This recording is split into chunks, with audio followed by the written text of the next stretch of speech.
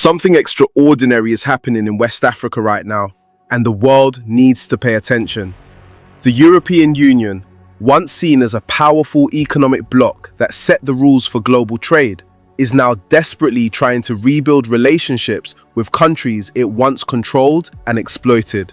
The focus of their attention is not a superpower like China or America, but three relatively small nations in the Sahel region of Africa: Burkina Faso, Mali, and Niger.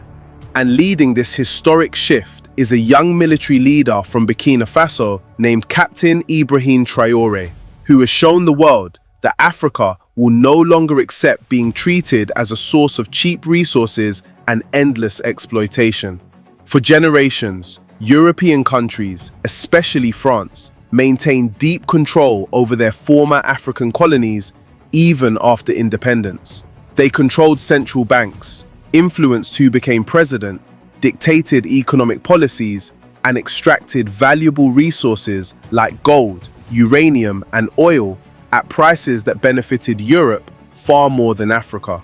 African nations were told this was partnership, that this was development assistance, that this was the natural order of things. But underneath the diplomatic language, it was the same old story of one continent growing rich while another remained poor, despite having some of the most valuable natural resources on Earth.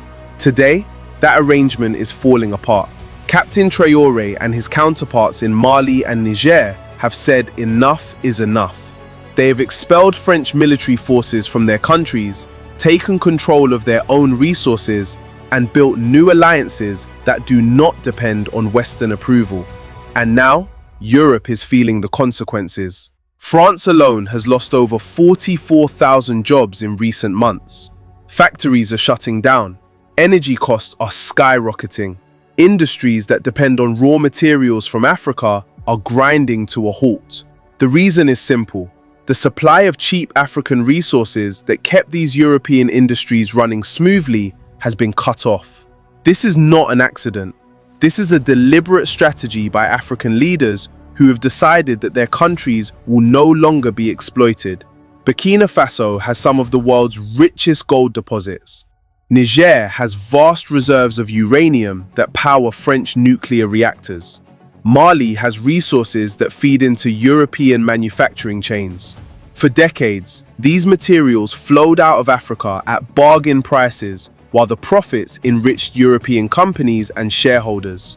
The African people who lived on top of these resources remained poor, their governments remained weak, and their futures remained uncertain. Captain Traoré looked at this situation and decided it had to change. He did not ask for permission. He did not wait for international approval. He simply acted. His government nationalized key mining operations, meaning they took control away from foreign companies and placed it in the hands of the Burkina Faso government. The revenues that once left the country now stay home, funding schools, hospitals, roads, and agricultural projects. This is not radical. This is common sense. But for Europe, which had grown comfortable with the old arrangement, it feels like a crisis. The European Union's response has been remarkable to watch.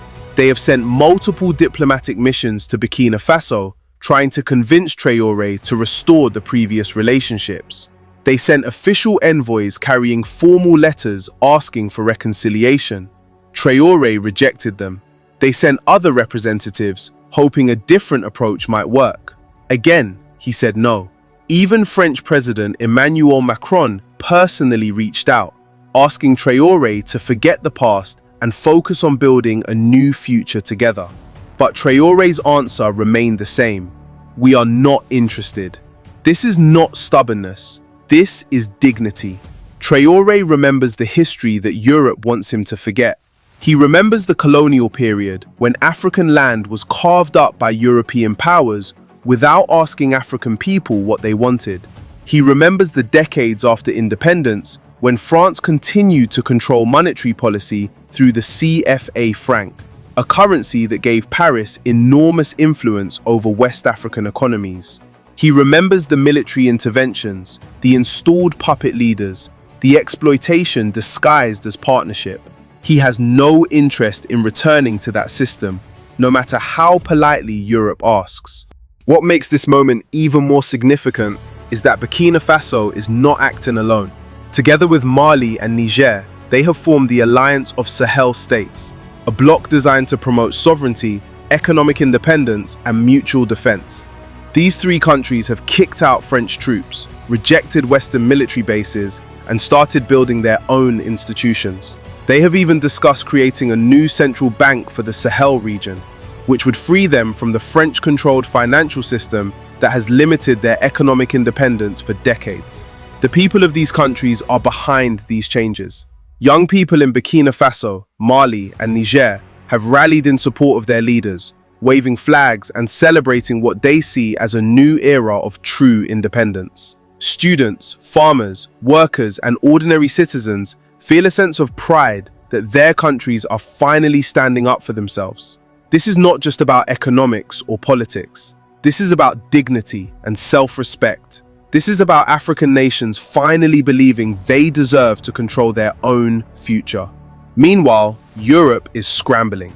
French factories that relied on cheap uranium from Niger are facing higher energy costs. Industries that depended on gold and other minerals from Burkina Faso are cutting production.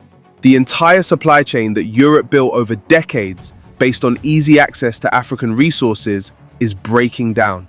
Politicians and business leaders are panicking. Workers are losing their jobs. The media tries to blame inflation or supply chain disruptions, but the real reason is simpler. Africa has closed the door on exploitation. This shift is inspiring movements across the entire continent.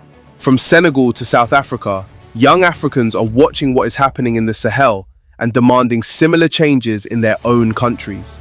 Protests have erupted against foreign military bases. Citizens are questioning why their leaders maintain close ties with former colonial powers. The flags of Burkina Faso, Mali, and Niger are being waved in solidarity thousands of miles away.